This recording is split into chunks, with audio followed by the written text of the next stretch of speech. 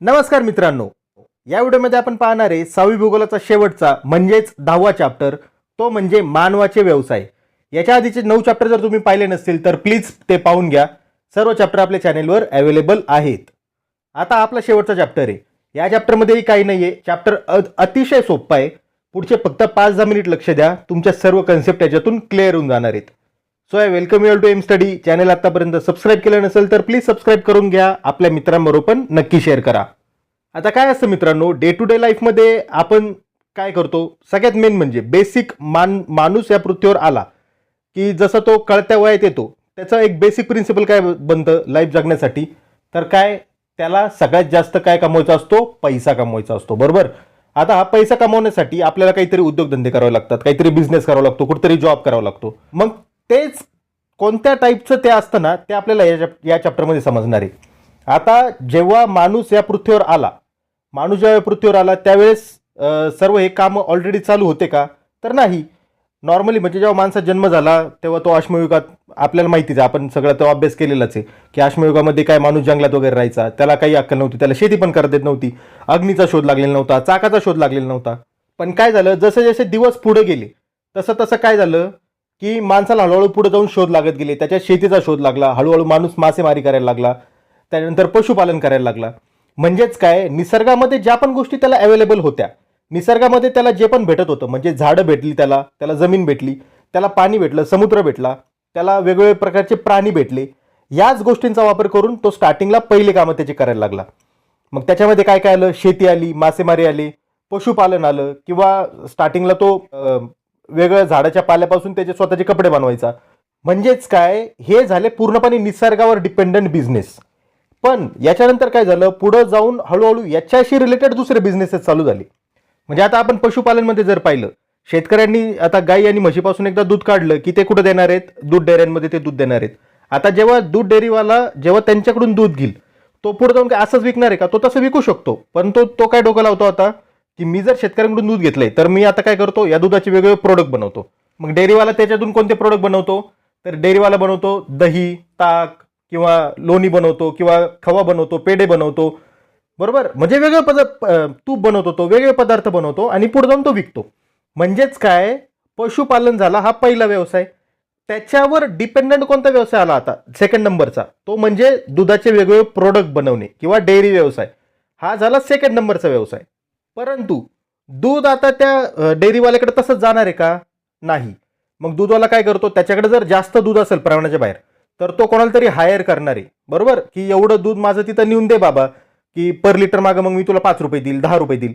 म्हणजेच काय, शेतकऱ्याकडून जेव्हा डेअरीकडे दूध जाणार आहे त्यावेळेस कोणाच तरी तो मदत घेतो शेतकरी. बरोबर. किंवा शेतकऱ्यांनी स्वतः जरी दूध नेऊन दिलं तरी पण त्यांनी एखादी 2 व्हीलर वगैरे परचेस केलेली असती. बरोबर. त्या 2 व्हीलरवर तो तिकडे जाऊन देतो दूध. आता डेअरीवाला जेव्हा त्याच्याकडून दूध घेतो आणि त्याचे वेगवेगळे प्रोडक्ट बनवतो, आता ते प्रोडक्ट तो असेच बनवतो का, नाही. त्या प्रोडक्ट बनवण्यासाठी त्याला त्याचं पॅकेजिंग पण करायचं आहे. बरोबर. त्याला त्याची एक्सपायरी डेट वगैरे पण काढायची. मग आता त्याला ते पॅकेजिंग तो स्वतः करतो का, आता जर छोटी डेअरी असेल तर तो स्वतःच करतो. परंतु जर मोठी डेअरी असेल तर पॅकेजिंगसाठी सेपरेट इंडस्ट्री असते, पॅकेजिंगसाठी सेपरेट कंपन्या असतात. त्यांचं कामच फक्त हे असतं की त्यांना प्रोडक्ट पॅक करायचे. म्हणजेच काय झालं मित्रांनो, पॅकेजिंग हा आता सेकंडरी व्यवसायावर पण आता म्हणजे तिसरा व्यवसाय इथं चालू झालेला आहे. याच्यातून आपल्याला काय लक्षात येतं की माणूस आजच्या काळात पण, म्हणजे जेव्हा जुन्या काळात होता तो, म्हणजे रामायण महाभारत या काळात पण असंच होतं की डायरेक्ट निसर्गाशी रिलेटेड काहीतरी बिझनेसेस आहेत. बरोबर. की ज्या निसर्गावर पूर्णपणे डिपेंडंट आहे आपण. उदाहरणार्थ काय, तर धातू वगैरे काढणं जमिनीतून, खाणकाम, हे काय झालं तर हा पहिला बिझनेस झाला जो पूर्णपणे निसर्गावर डिपेंडंट आहे. आता त्याच्यातून धातू वगैरे काढले आपण, खनिज तेल वगैरे जेव्हा काढतो त्याच्यावर डिपेंडंट दुसरा व्यवसाय काय चालू झाला, त्या धातूंपासून वेगवेगळे प्रोडक्ट तयार करणे. उदाहरणार्थ आता लोह जर आपण काढलं, त्या लोहापासून आपण लोखंडी सळ्या वगैरे बनवतो किंवा स्टील वगैरे बनवतो. हा झाला 2 नंबरचा व्यवसाय. बरोबर. याच्यापासून पुढे जाऊन गाड्या वगैरे बनतात, किंवा मोठे मोठे मशिनरी बनतात, किंवा मोठे मोठे कंपन्यांचे ते शेड वगैरे, पत्रे वगैरे जे असतात हे बनतं. म्हणजेच काय, पहिला व्यवसाय कोणता आहे, तर पूर्णपणे जो निसर्गाशी रिलेटेड आहे, म्हणजे रॉ मटेरियल प्रोव्हाइड वगैरे करणारा, हा झाला प्राथमिक व्यवसाय. हा झाला काय, पहिला व्यवसाय म्हणजे प्राथमिक व्यवसाय. आपण जेव्हा शाळेत जातो तुम्ही पण शाळेत गेले असाल, स्टार्टिंगला तुम्ही कोणत्या शाळेत जाता, तर तुम्ही जाता प्राथमिक शाळेमध्ये. म्हणजेच इंग्लिशमध्ये याला काय म्हणतात, तर प्रायमरी स्कूल. म्हणजेच हे कोणत्या टाईपचे बिझनेस झाले, तर प्रायमरी बिझनेसेस झाले. यांच्याशी रिलेटेड याच्यातूनच आपल्याला डेफिनेशनमध्ये दुसरं काय कळलं, की प्राथमिक व्यवसायावर म्हणजे प्रायमरी बिझनेसवर जे डिपेंडंट असतात ते कोणते झाले, तर ते झाले सेकंडरी बिझनेसेस. म्हणजेच काय, सेकंडरी बिझनेसची डेफिनेशन काय आहे, तर जे व्यवसाय, असे व्यवसाय की जे पूर्णपणे प्राथमिक व्यवसायावर डिपेंडंट आहेत, याला म्हणतो आपण सेकंडरी बिझनेस.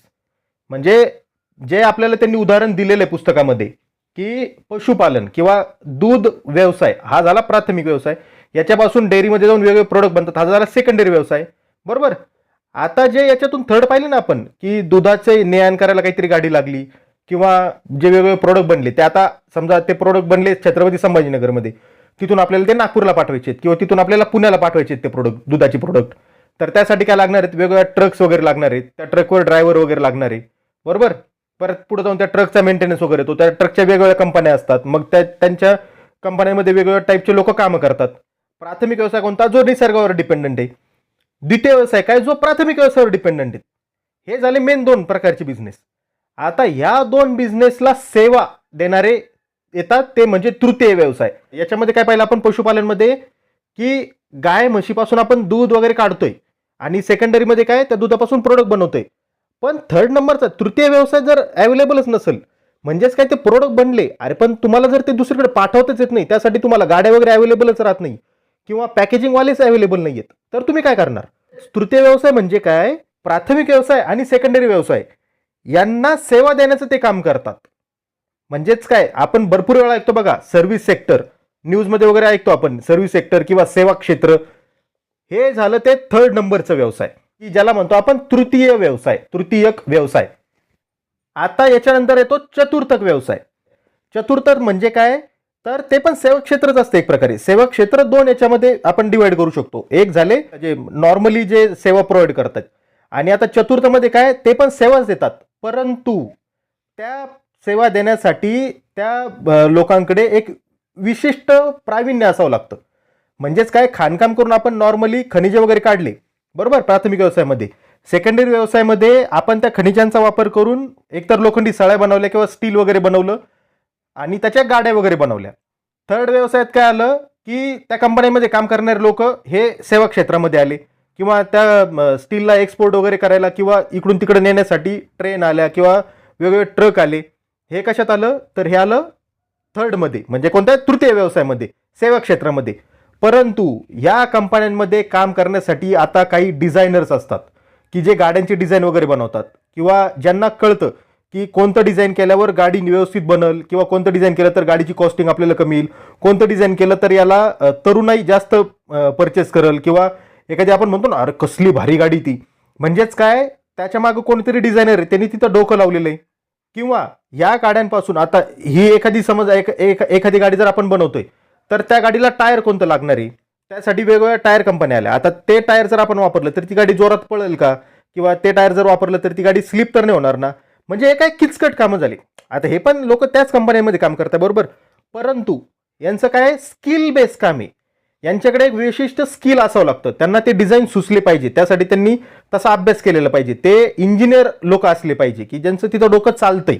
म्हणजेच काय, ते पण सेवाच देत आहेत, परंतु त्या सेवा देण्यासाठी त्यांना एक विशिष्ट त्यांच्यामध्ये प्रावीण्य असावं लागतं.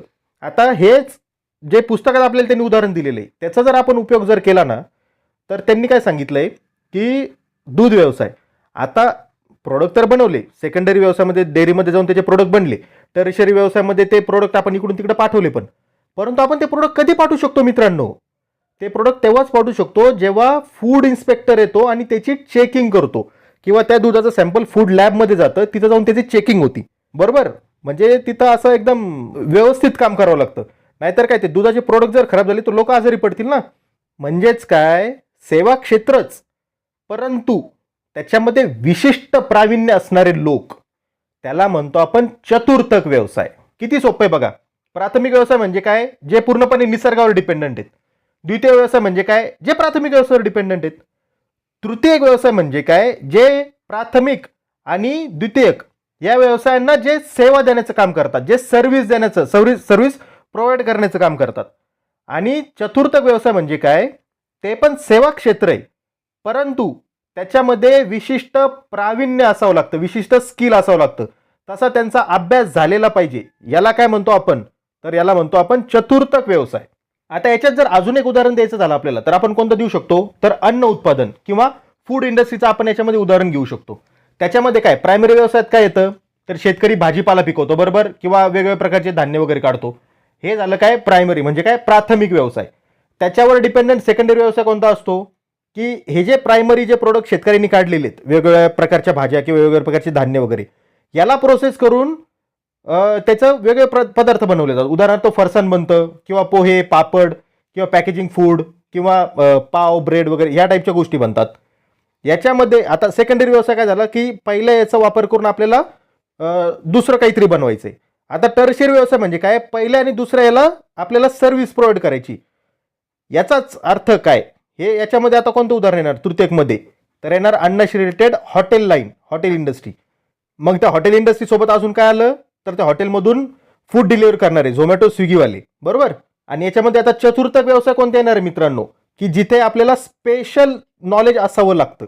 त्याच्यामध्ये आले फूड इंडस्ट्री ट्रेनर्स, किंवा फूड इन्स्पेक्टर्स, किंवा हॉटेल मॅनेजमेंटवाले कॉलेजेस, किंवा याच्यासोबतच यूट्यूबवर जे याचं नॉलेज प्रोव्हाइड करतात आपल्याला फूड इंडस्ट्रीचं, ते नॉलेज देणारे व्हिडिओज किंवा त्या टाईपचे यूट्यूबर्स बरोबर. हे कशात आले आता, तर हे आलेले आहेत चतुर्थक व्यवसायामध्ये.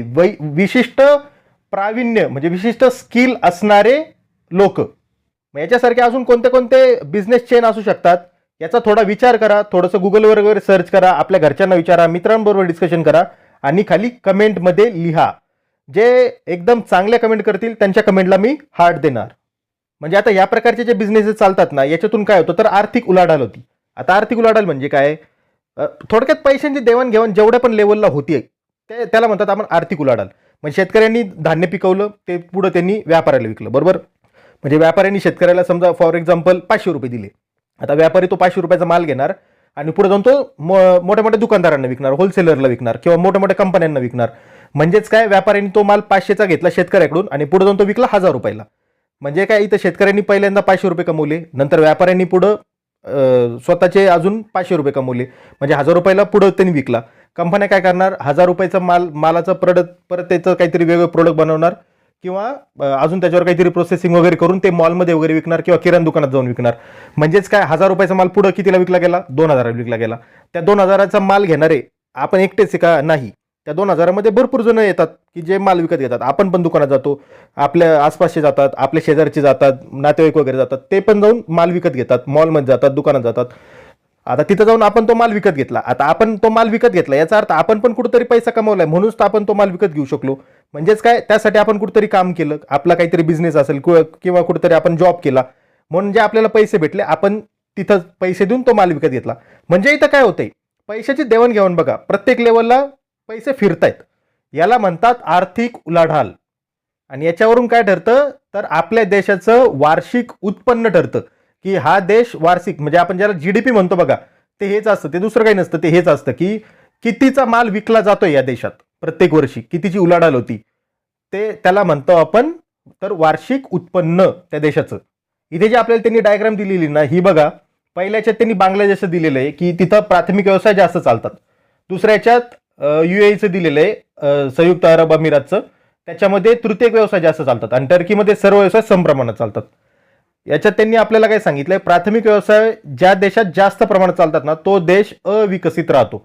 म्हणजेच बांगलादेश आपल्याला माहिती की आपल्यापेक्षा पण तो जास्त अविकसित आहे.